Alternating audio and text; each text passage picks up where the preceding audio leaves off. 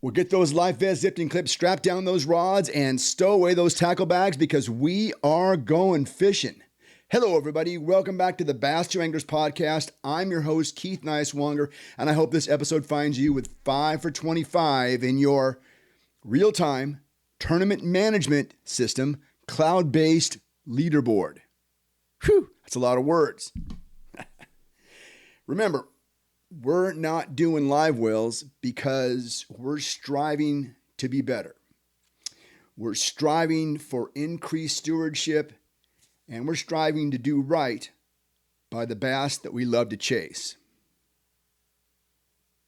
Look, if you got to put fish in your live well, then you got to put fish in your live well. That's just the way it is. So be it. But we have the technology, we have the ability, and slowly but surely, we can improve the way we handle fish, or in this case, don't handle fish. Speaking of not handling fish, we just witnessed the most exciting moments of recorded bass fishing events in the history of the sport. Up until this past weekend, I would say that Mike Iaconelli's never give up last minute bass catch at the 2003 Bassmaster Classic was our sport's most iconic moment. Maybe it was Larry Nixon catching a 10-pounder in the Mega Bucks event. I can't even remember what year that was. But what happened this past week, this past Sunday at Nickajack in the Major League Fishing Bass Pro Tour event between Jacob Wheeler and the eventual winner, Jake Lawrence, was just absolutely phenomenal. It was must-watch TV, and I know I say that about different things, but it was riveting to say the least. For those of you that haven't seen it, at the end of this video, go to the Major League Fishing YouTube channel and type in the last 7 minutes, and then buckle your seatbelts because it's absolutely crazy. Jacob Wheeler caught a 3-pound plus smallmouth that put him in the lead by about 9 ounces with just around 6 minutes to go in the day, period 3. Then, with about 30 seconds left, Jake Lawrence catches a bass that puts him in the lead by a slight amount. This was a fish caught with literally 30 seconds left to go in the game. And add to that the fact that Jacob Wheeler actually was hooked up with what looked like a keeper bass. He just couldn't get it over the side of the boat before time ran out.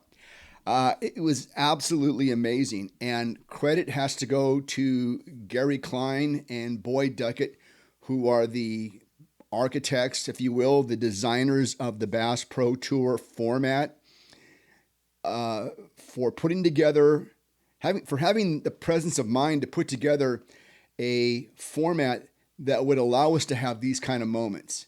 You know, I love to watch basketball on TV. You know, it's especially in the playoff time and the games are close and it comes down to the last second. This was literally like watching a professional basketball game, or really any sport where time is going to run out and the athletes have to convert at the end. It was just absolutely amazing. And again, credit to Boyd Duckett and credit to Gary Klein for putting together this format. I think it's the most interesting format that we have in the sport today. Okay. And oh yeah, by the way, let's not forget, there was no weigh-in at this event.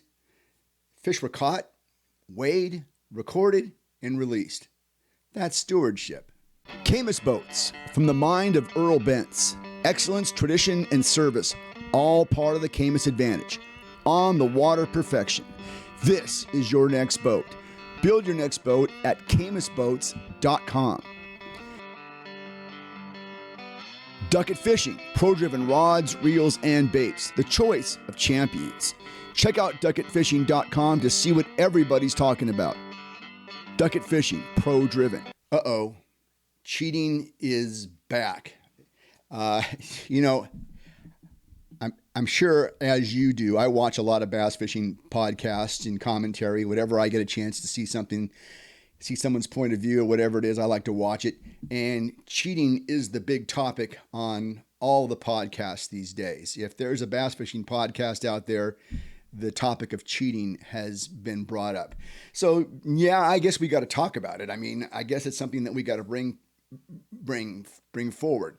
The problem with talking about cheating is, how do you talk about it in a way that's new and fresh? I mean, I feel like all the content that I'm watching is kind of like rehashed and brought back and over and over and over, kind of the same old discussions. To me, it's about trying to decipher the difference between a rule violation and actual cheating. And, we're talking about intent. Rules get violated sometimes out of sloppy play, and then there's cheating, where your intent is to cheat.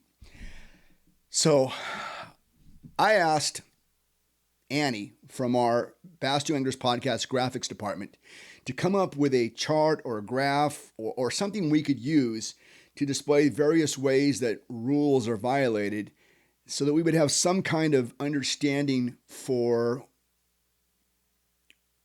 what constitutes rule violations and what constitutes cheating. So here's what the department came up with. I think you'll find this to be kind of interesting. And again, thanks to Annie for putting this together for us. All right, so here we go. This is our bass fishing cheat-o-meter. Pretty original topic, I guess, or pretty original. It's pretty original. I mean, look, it's pretty good. Across the top there, you've got a band that talks about weight deduction, and you've got a band that talks about disqualification from tournaments, and then you've got a portion of that band that talks about lifetime ban. You're out. So let's take a look at some of these, I guess we call them situations. And by the way, please, if you come across some that I have left out, because I tried to go through and think about, what we've seen over the years, and I've tried to place them on this chart based upon where I think they should go. But if you come up with something else, we'd love to hear about it. So here we go. All right. Late for weigh-in. It happens. I got to say, I think if you're late for weigh-in, that is the result of real sloppy time management on the part of an angler. I don't know that you get a huge advantage for coming in late. I don't know, maybe you were fighting a last second fish or something, but I just don't see that as being something that an angler is going to benefit from. And the way most organizations deal with it is a weight deduction, a pound per minute, for example, that you're late. And I've seen other organizations that will disqualify you for the day in that situation. But that's about the extent of it. I think most of us would agree that being late for weigh-in is just something dumb that anglers do from time to time. You space out or whatever, you lose track of time. I know in my own case, I've never been late, but I know in my own case, I've had instances where my clock on my graph is off an hour because I entered a different time zone or whatever. And so, these kind of things can happen, but they shouldn't happen. Anyway, weight deduction, possibly being disqualified for the whole day. Doubtful that it would be for the whole tournament. All right, as we move towards the right, the rule infractions become a little more concerning. Operated boat without vest or kill switch attached. Okay, I'm sure we've seen this happen before too. Guy's in a hurry to move to the next spot, jumps in the boat, doesn't put his vest on or doesn't fasten his vest, doesn't connect the kill switch, and drives from point A to point B. Again, not really sure if that creates a huge advantage for an angler one way or the other. You're probably saving seconds, but not really a gigantic advantage. But still, it's stupid. It's a dumb thing for any angler to do. And I think you should be disqualified. If you were caught, and I don't know who would report you, maybe your non-boater reported you, but if you were caught operating your bass boat in a tournament without the life vest on, without the kill switch attached, without the life vest buckled, you should be disqualified. That's just, I think that's kind of common sense. All right, then we're going to get to this gray area. Let's talk about accidentally running a no wake zone. So you're running down the lake, and you come. We probably would run into this in California anyway, probably at the Delta, and I'm sure there are places back east where you might run into this. Maybe around marinas at some of the lakes. But you're running, you're going fast, and you plow through a no wake zone. Didn't see the sign, whatever it was. Again, I would say that's chalk that up to angler stupidity. You should be aware of where the no wake zones are and things like that. But that generally is going to result in you getting disqualified from the tournament. Because not only is it a safety problem, but again, it kind of falls into that angler stupidity category where none of us can be in that big of a rush that we're going to risk safety to do something. So the rule kind of protects us from ourselves, so to speak. All right, here's one that we saw actually happen. Had phone contact with spouse, parent, or friend during tournament hours.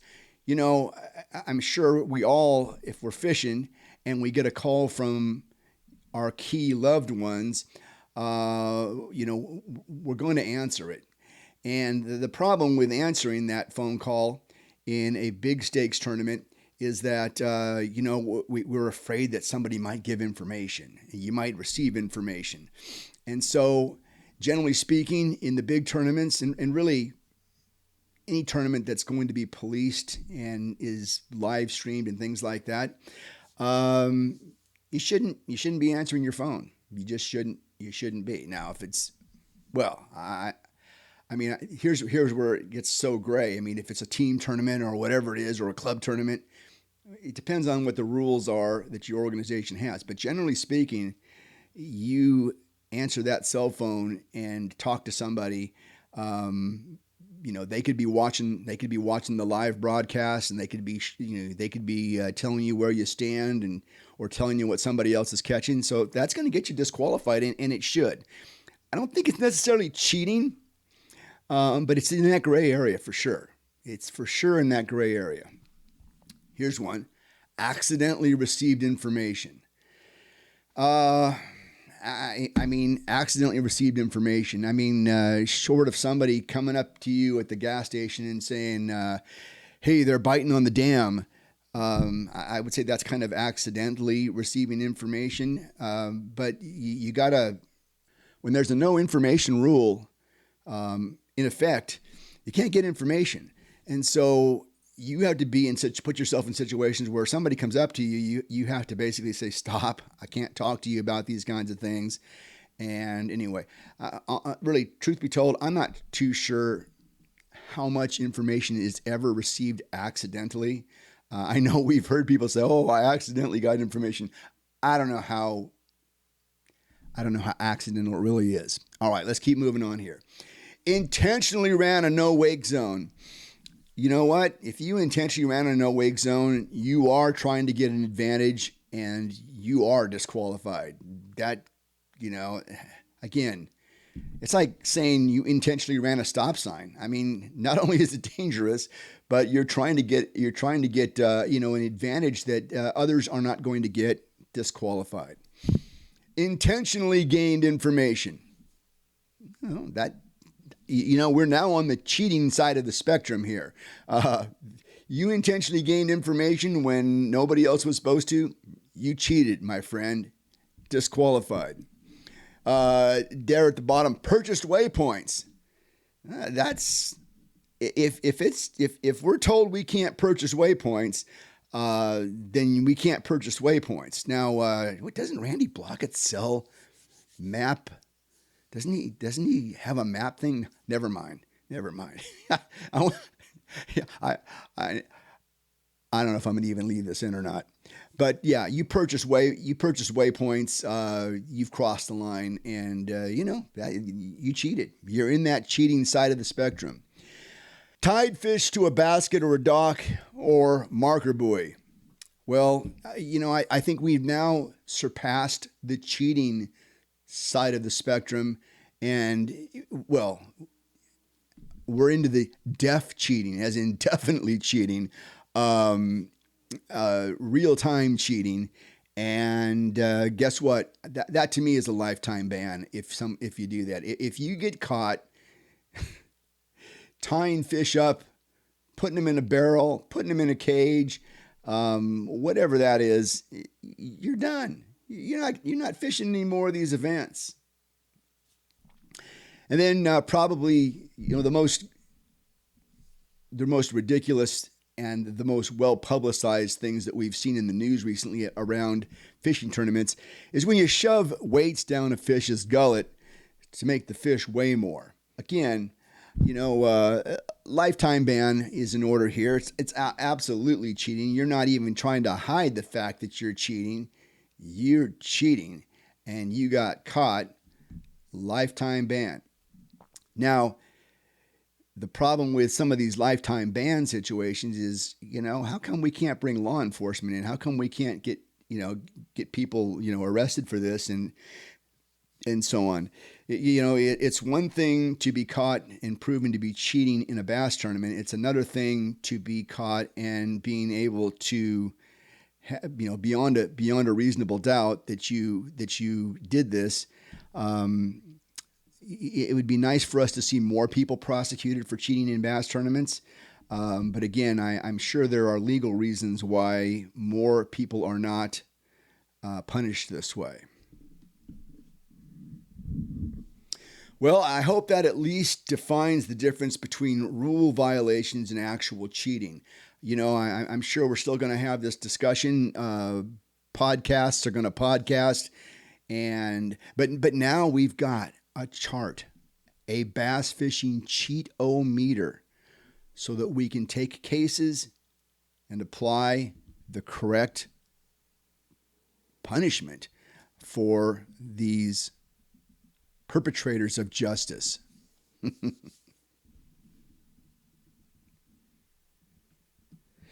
this episode of the Bass Wranglers podcast, we continue our series on the Western Kings of Bass Fishing. In the Western United States, there are some absolute kings when it comes to tournament dominance, and hopefully this series will highlight their contributions to our great sport. As I see it, the West is made up of 7 different regions. Each region is made up with a tournament destination at its center.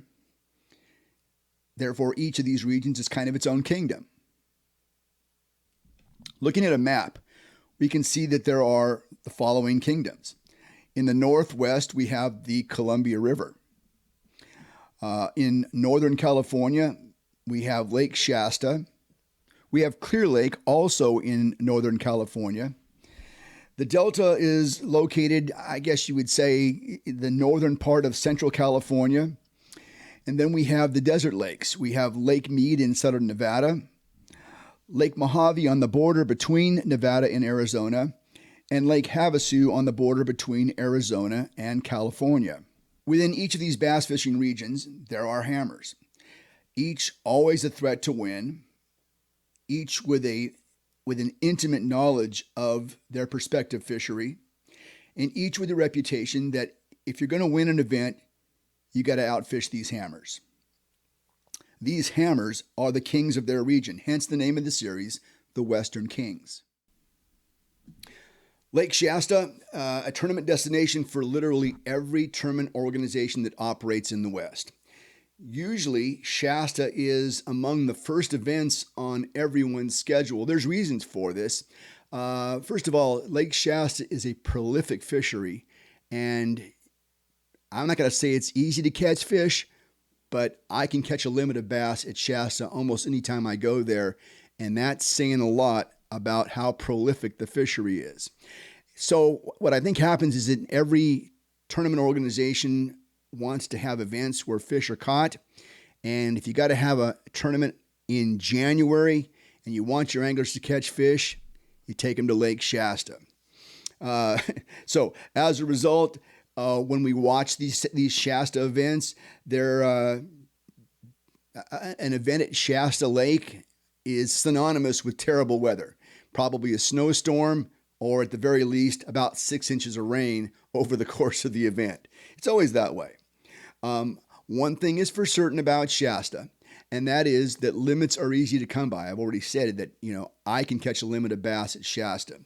Uh, Now, what is a problem about those fish at Shasta is that there are thousands, probably millions of bass in this cookie cutter size, about a pound and a half or so, 13 and a half, 14 inches, and they're just all over the place. Um, Winning at Shasta takes talent, and talent at Lake Shasta means being able to catch the bigger bass that live in Lake Shasta. In our Western Kings series today, we are going to be talking to a Lake Shasta expert. Our guest today is a bona fide Western King with a dominance at Lake Shasta and other Northern California lakes that is virtually unrivaled. He has dominated at Lake Shasta in events since about 2009, where he has won a tour event in virtually every organization that he has fished. More recently, he won the 2024 WAN Bass Shasta Lake Open. He's currently a competitor on the BAM Super 60 Tour as well as the WAN Bass Tour. These are the most prestigious events that we have in the West. Today, we're talking to Nick Wood. Nick, welcome to the Bass Anglers Podcast. Thanks for being with us. Thank you, Keith. Thanks for having me on. I appreciate it. We are doing this. This is part of what I'm referring to as our Western Kings series. Trying to focus on hammers at the big venues that we fish our tournaments on out here, and obviously you thrive on Lake Shasta. I mean, you've done well other places, but I think when you think about Lake Shasta, you gotta beat Nick Wood if you're going to have a chance to win. Yep. Um, You've got a lot of wins there.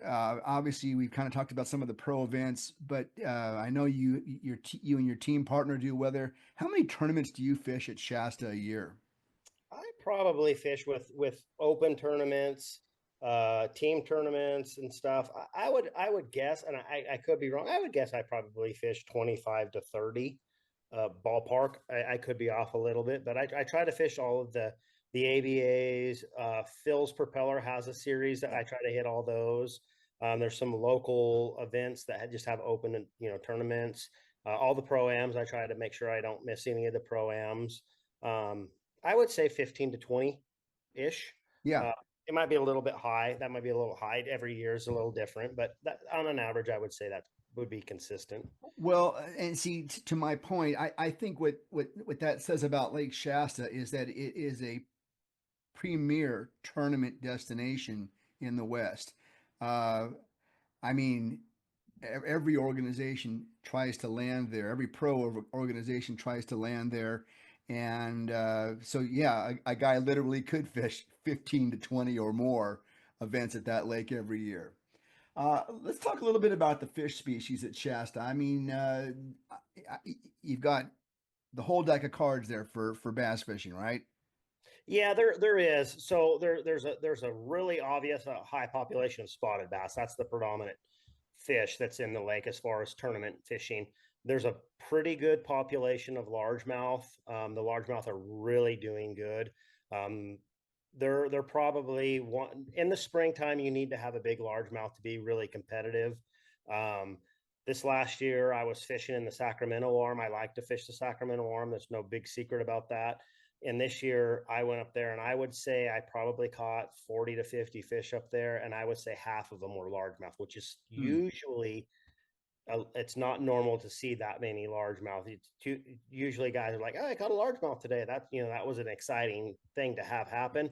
Well, this last year especially up the Sacramento arm, it was 20 largemouth that you would catch a day. Like you Wow. were, and they were only about a pound and a half.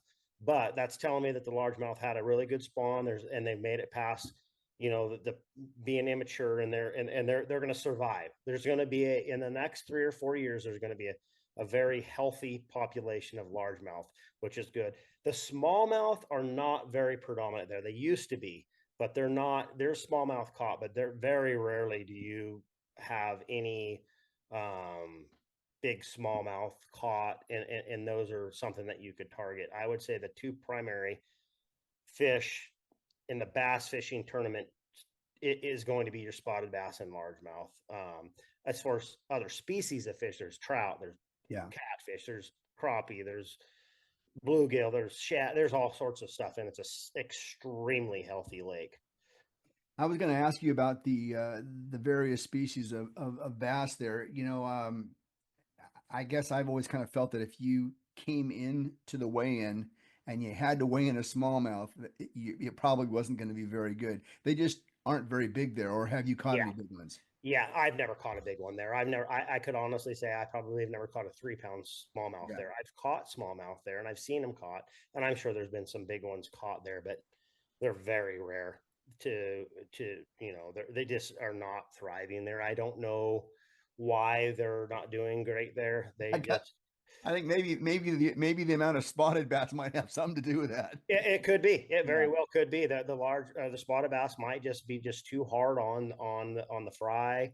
Um, I really don't know, but this largemouth, there seem to be coming back. I don't know if there's been any kind of if the Fish and Game has planted largemouth, but the largemouth are definitely starting to really make a comeback. You're seeing more, and you're seeing some really big ones, and you're seeing a lot of the from the spawn in the past. You're seeing the smaller largemouth pretty commonly in the last, and I've really honestly seen that in the last 2 years.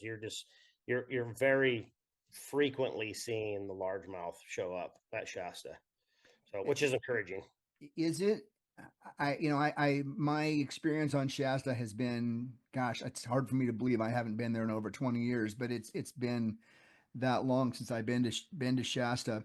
It seemed like in those days, if you were going to win, not that I ever was, but you needed to try to target largemouth. Is that a thing at Shasta now? Can you actually target largemouth, or would you just be better off trying to find the bigger spots?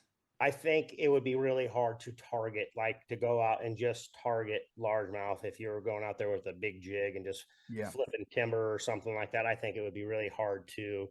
I think you could get into a situation where you've caught five largemouth, maybe throwing an A rig in the back of Jones Valley when they pull up, and you're catching them. But to say that you're just going out and you're going yeah. to eliminate trying to catch a spotted bass and you're just going to target largemouth, I think that would be really difficult. And Um, and, and to me, I think part of that problem is that you can't just throw a bait out there for a largemouth and without a spotted bass coming after it, but right? and that's Yeah, absolutely correct. yeah, There's not the maybe you might have some luck this time of the year because the water's really high. It's as high as it could, it's basically full. You might have some luck going into the back of those creeks, and the willows and stuff are in a lot of water. Maybe, like I said, going back to a jig, or flipping, or punching, those kind of type of situations, you might get some largemouth, but you're probably going to catch spotted bass right along with them. They're just there's not that big of a population, and typically the guys that are catching the largemouth are targeting the big spotted bass primarily with swim baits. You're doing the same thing that you would do to target a big spotted bass. The largemouth are, the big trout, they're trout eaters is what we kind of refer to them as. And then the only time that you could target largemouth, if you truly wanted to target largemouth, it would be right now, as we basically in the next month, because they're spawning. yeah. Go look for big spawners. Yeah, for people that don't know about Lake Shasta, I mean, it is still one of the all-time favorite lakes that I've ever fished, mainly because I can go out and catch fish there. Um, but a lot of times in my experience in tournaments, the weights are stacked really tight together. In other words, 1 pound might separate 20, 30, 40 spots maybe, because it's just you can catch fish all day long, but they're cookie cutters, right? Yep. I get this question all the I'm time. sure. I'm sure you do. This is like, how do you separate yourself? Yep. That's exactly the next question that we're going with here is how do you get that separation? Because of all the people that I know that fish Shasta, you are a guy that has excelled at getting separation from these cookie cutter keeper bass to some of the big bruisers. How do you do it? I would say probably area. I always try to put myself in areas that are, typically you can find bait and you can put yourself and you're in your and it might be that when you're in an area where there's a lot of bait, those fish are the same size of fish. Maybe they're gorging on bait. Maybe that gives them goes from a 2 pounder to a 2.5 pounder. Yeah. It might be a situation. I'm very, very focused on bait, like, and then in the or late winter or early springtime, typically when all the tournaments are happening. I'm always looking for bait, and that's I feel like is part of the recipe of making sure these, you're kind of fattening up your fish you know they're always around bait. The year that I won the One Bass Pro Am, I don't I've done lots of articles and talked about it. There's tons of bait in the area, and I feel like those are the areas that are going to make those fish weigh quarter to a half a pound bigger. And then there's also a little bit of separation with swim bait fishing. You typically have those. You're going to be able to get a little bit bigger fish, and that separates you a little bit. But if you're going through the numbers, I'm looking for areas where there's a lot of bait, where I feel like those fish are gorging, and it just gives you that little bit bigger across the board, and 10.5 pounds to 12 pounds. Yeah, that makes a lot of sense. That makes a lot of sense because if you catch five 2 pounders, which you can do, which I can do, Yeah, but if you caught five 2.25 pounders, you're a that's pound and a half heavier, yeah, and or a pound and a that's quarter. big separation. And then add a swim bait Absolutely. fish. There you go. Yeah.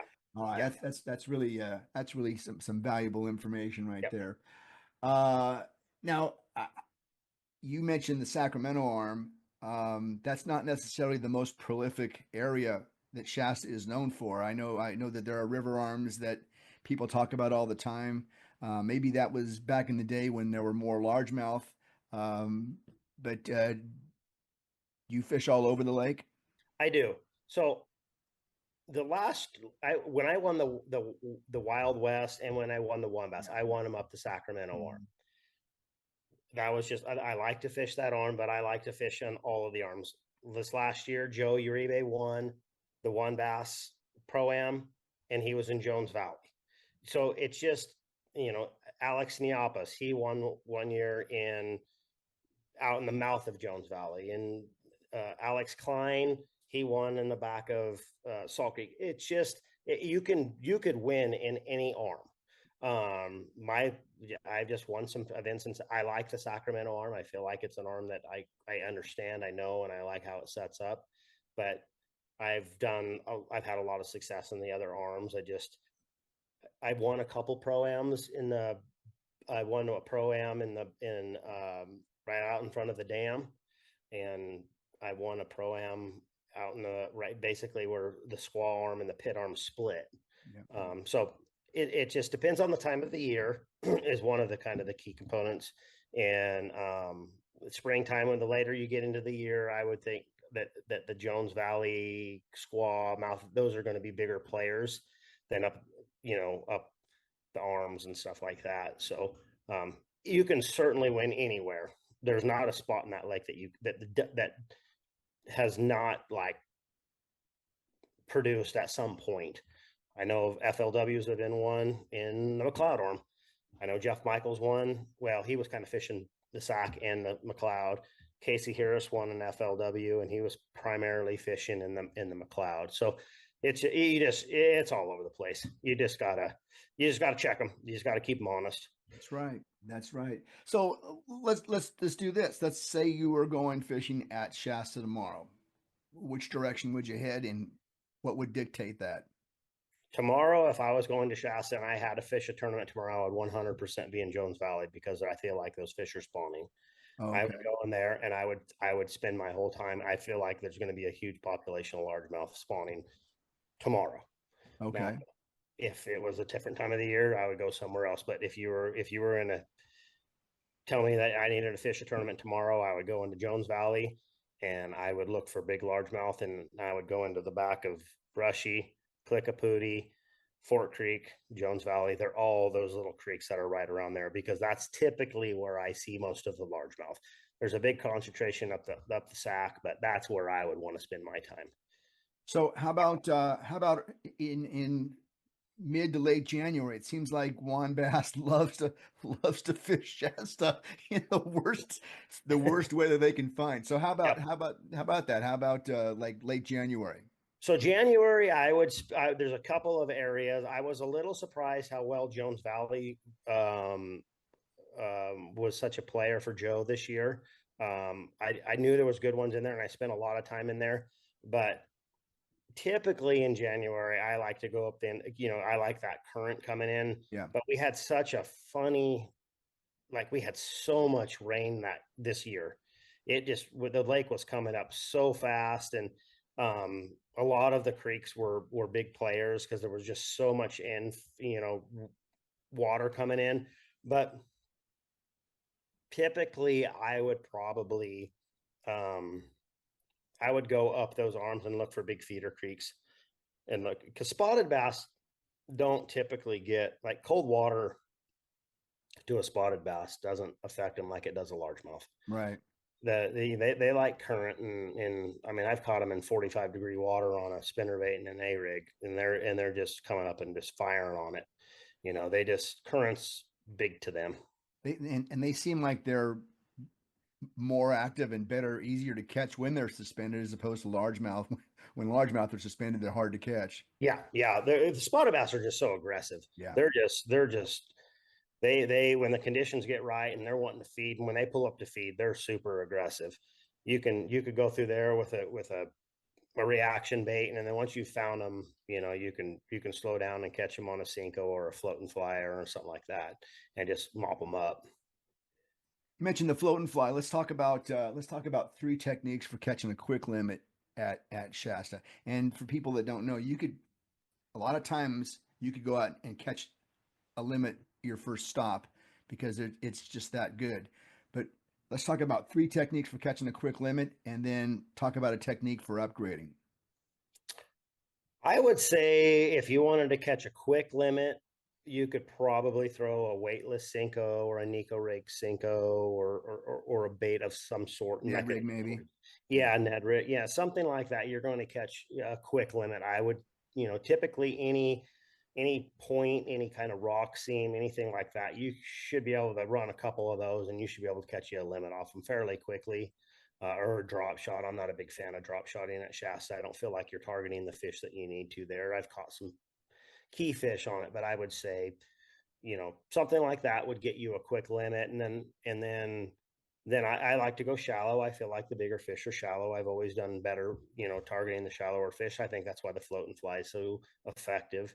It's just, it is certainly a small profile bait, but it's so subtle and it stays shallow. And those bigger quality fish are shallower, and you can keep that bait, you know, um, in their face a lot longer. And it's become an incredible technique. I mean, when Ryan Friend started winning with it, I'm sure he just cringes every time everyone talks about this bait, but it is a super effective way to catch.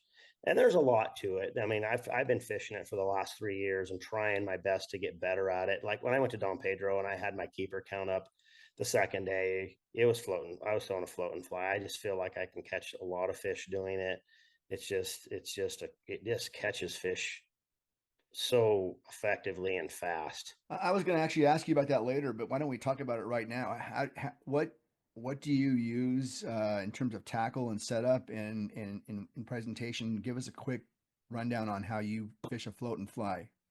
It's very simple. It's people I think that really overcomplicate it. You have your bobber stopper. You got your, there's about 5 different bobbers out there. I can't remember the names of all the bobbers, but it's not complicated at all. It's actually a surprisingly super easy technique. I mean, I have my kids doing it because it's Yeah. easy. And I just stick to a Spro fly, and I bounce between I think there's two weights on the smaller ones, an 1/8 ounce and a 16th, I think, or something like that. They're pretty light. When it gets real calm, I go to a lighter fly, and I adjust the length anywhere from 12 to 8 feet of leader length, and then you just get your bobber stopper. There's lots of different bobber stoppers. A lot of them come with the bobber stopper, and I mean, an insanely simple technique. It's just doing it, going out, and people get a little. I don't think they realize how far fish will travel to a bait. So, like, you get on a 45-degree water or bank, and you cast up there, and I'll throw it up there and say I got an 8 foot leader. I'll cast it out there until my bobber stands up. I just keep pulling it off till my bobber stands up. And I with live scope, you can see how far these fish will travel. Like they'll it's incredible how far a fish will travel to a bait. I was fishing a big flat, and I was in 20 feet of water. I had a bobber length of, I think, around 10 feet, and I would live scope and I would see a fish, swimming on a flat. I would cast to it. My bobber would hit the water. It would fall, and that fish would come up from 10 feet to a little Spro fly. I mean, they can see that and they can feel it. So people get a little bit, I think, they don't think that those fish are going to be able to come up and find that bait, and they can. It's surprising how well those fish can track those baits. And You using pretty light line on that? yeah, 6 pound test typically what I used. And I just, like I said, I just cast it up on the shoreline. I shake it off to where that bobber stands up, shake the bobber a little bit. If I don't get bit, reel it up, cast it, but I'm fishing it fairly fast. And I think if people want to learn that technique, just go out, and it's kind of like swim bait fishing, just kind of go out and just mess with it, and you will certainly get bit. That is a super effective way. Like, I've caught, and I'm talking big spotted bass and big largemouth. Like, we've caught 7, 8 pound largemouth and lots of 6 and 7 pound spotted bass because it's so subtle. Yeah. It's a little fly that sits right in their face, and they just open their mouth and boop, and they just, every time, you got them right in the tip of the lip. Uh, we talked a little bit about this. I alluded to it a few minutes ago, but it seems to me like on every organization's list, they start at Shasta in the most difficult weather times that we have in the year. Do you have any opinion as to why they do it? Is it because people can still catch fish in a tough time of the year, or what do you think about that? I think so. I think it's an area that they can go to where typically Clear Lake or the Delta, Yeah. all these other lakes with largemouth are fishing tough. They can go to Shasta, and yeah, and the fishing's going to be fairly good. And you don't really, at Shasta especially, you don't typically run into situations where you have a delay or cancellation due to weather. Van had a cancellation one day because of weather this last year, but that's very rare to have a cancellation on Shasta. So I just think it's a lake that you can pretty much put on an event. There's a lot, the communities, they support it. Yeah. It's Shasta is, I wish there was more. Like, it is a wonderful place to come and fish. There's a Hmm. lot of hotels, Airbnbs. There's support from the tackle stores, and it is in it. Bridge Bay supports all the tournaments. It's fairly easy to run an event there, and the fishing's always good. Basically from October till probably a month from now, you could have a great event there. Yeah. Like, I wish they would have the events a little bit later, not in January, like more towards March. I think you would see bigger fish caught. I think you would see. I mean, it's hard to say that because Joe had 20 pounds a day. I mean, that's a exceptional weight, or not Yeah. 20 pounds a day, but you had high weights every day. Like, he had really good bags every day. So it's hard to argue the fact of January not being a good dates. But March, like you're going to see some really big fish caught. A lot of guys are going to have a good time, and I just wish they would be a little bit later for me. Yeah, no, I get it. I just feel like it's funny. I feel like whenever I tune in to watch coverage of an event at Shasta, it's snowing or Oh it's yeah, or it's raining hard. It's just like yeah, that's yeah, yeah. I've I my one of my sponsors is Buck and Bass, and it's good rain gear is insanely important. you get your money's worth with those guys. Yeah. Yeah, yeah, it is very important to have good rain gear when you go to Shasta because it is going to test your down to your boots and your socks and your rain gear and your goggles and everything. It's you're going to know if you got good gear or not there for sure. We're talking with Nick Wood. He is a Bass Pro with a lot of success at Lake Shasta. I want to kind of shift gears right now. You're fishing the BAM Super 60 this season. BAM's got a really interesting format. They take weight, they take numbers caught. Tell me, how does that play into the strategy? Have you figured that out? Got a good feeling on that yet, or how does that all work out? Um, yeah, I think I do have a little bit, which just with the past with when I fished Apex, Right. and so I've got a few years under my belt of strategizing with it. It did change a little bit this year. We took on a lot more anglers, where in the past we were in a field of about 40, now we're 69 to 70 anglers. So it's a little bit different. I, yeah, as far as strategy, depending on the lakes that you go to, my strategy at Don Pedro was I wanted to try to go through numbers, but put myself in an area where if I had with the potential of catching quality. Well, I went down there during the before the off limits, and I found an area that I felt like had the quality and the numbers. Well, as the season, those fish kind of got a little bit more into the spawn. And I spent a lot of time the first day, trying to target the largemouth. And I really shot myself in the foot. I wish I would have adjusted quicker. Went for the keepers, went and targeted spotted bass. And once I adjusted about noon on the first day, I was able to start throwing a float and fly, and my numbers went up. And then the next day, I figured that's what I would do. Is just and it worked to where my numbers increased a lot, but I was like one or two fish away from being in check range. So each lake that I go to, yes, there I'm strategizing with like Mojave. I don't know. I know that's a lake that the numbers are probably not going to be really high. Um, so I don't really know. I kind of want to see what I experience in the morning and see what I'm seeing. I feel like there's probably going to be a lot of spawning still happening. So I got a couple of things that I got to really pay attention to. I feel like the second day of the event's probably going to get canceled due to wind. I'm hoping it doesn't, but I think that so I got to kind of have that in the back of my mind to adjust, and not put myself in a bad position doing one thing or another with what I feel like with that second day being potentially canceled because going to Mojave, you have a high percentage chance of having the day Oh that yeah. you're going to lose because of a wind. Yeah. So, Yeah, so it does blow there. yeah. So Don Pedro was the first event, 24th place finish, not too shabby. Lake Mojave, then the Columbia River, and then the Delta and the championship on Clear Lake. What do you think of that schedule? I like it. I like going to the Columbia River. I think we're going there pretty good dates. Mojave, I think will be okay. The Delta, I'm not a big fan of the Delta. I've done okay at the Delta.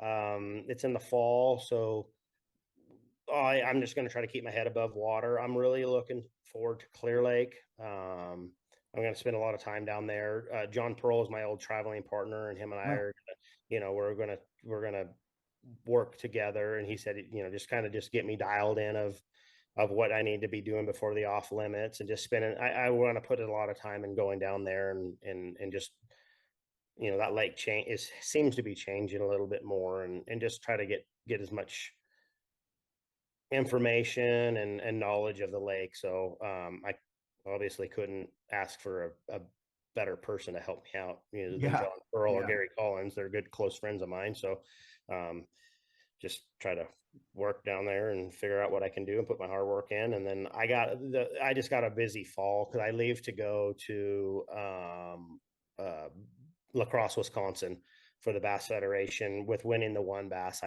So I'll go back there and in the fall also to hopefully try to make it to the Bassmasters Classic. Yeah, that's right. That's something I should have talked about. That's from your win last year. Correct. You qualified for the Bass Federation Nation Championship this year. Yes. Um, that'll be an interesting fishery.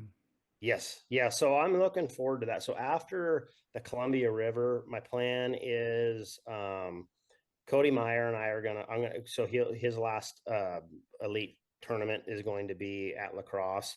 So, I'll be finishing up at the Columbia River. So my plan is to fly there on Monday morning after the Columbia River, hang out with him for a couple of days because he's done for the Elite Series and he's had a lot of success. He's had a lot of top tens there, and just learn the area, learn how to navigate it, and just I know it's a dangerous area to fish. The guys are ripping lower units off Yeah. all the time, so it just kind of navigating it and not having to waste my time learning to navigate to areas versus fishing. I can just kind of get around and show me show me some stuff. So I'm going to put a lot of hard work into that one also. So I got a busy fall. Yeah, yeah. That's exciting. That's exciting. Well, Nick, I appreciate you being with us and sharing some of your insight on Shasta and other things. It's good catching up with you, and we'll talk again soon, I hope. I'm Keith Neiswanger. This is the Bass Tour Anglers Podcast. Please remember to like and subscribe. If you'd like to reach us, please send us a direct message on Instagram at Bass Tour Anglers Podcast. Take care. Be safe. We'll talk to you next time.